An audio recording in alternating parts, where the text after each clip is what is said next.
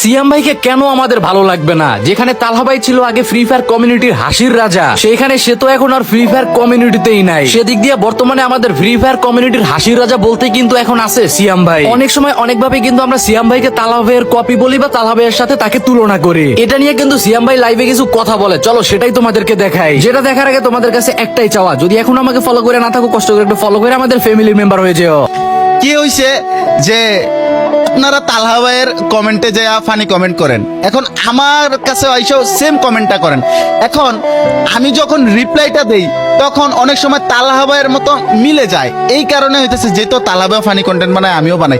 আমি বলবো না যে ভাইয়ের আগে থেকে আমি বানাই, ভাই আগে বানাও অনেক আগে থেকে, আমি অনেক কিছু শিখছি ভাইয়ের কাছ থেকে। তো আমিও ফানি কন্টেন্ট বানাইতেছি অনেকদিন ধরে।